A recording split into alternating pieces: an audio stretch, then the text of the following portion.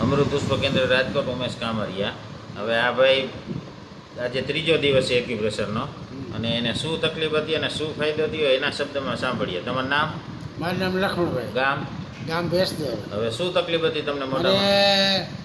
મોઢાની મોઢામાં ચાંદા જેવું રે, ખુલે નહીં, હા. તીખું ખવાય નહીં, હા અને ડોક દુખે એના કારણે. હા. પછી કેટલા શું શું કર્યું તેમાં? હા. ડૉક્ટર કેટલાને મેં બતાવ્યું, હા. પણ કોઈ ફાયદો થયો નહીં. અને કેટલા સમયથી તકલીફ હતી? 2 વર્ષ થયા. 2 વર્ષથી. હા. હવે બીજું?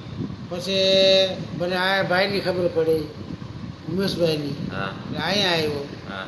મને 3 દી થયા, 3જો દી થયો, હા. પણ એ સારો એવો ફેર છે. હા. અને મોઢું ન ખુલતું ને? ના, હવે કેટલું ખુલે?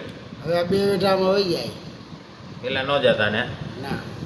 હવે બીજાને શું કહેવા માંગો? અને ચાંદી હતી ને? હા. ચાંદી અત્યારે દેખાતી નથી, દેખાય? ઓછી દેખાય. ઓછી દેખાય ને? બીજાને શું કહેવા માંગો? એમ કે અહીંયા આવો, એમ સારું સારું છે. તમને બીજાએ કીધું ને? હા. તમારા ગામના આવે એટલે આવ્યા. હા. જય દ્વારકાધીશ. દ્વારકાધીશ.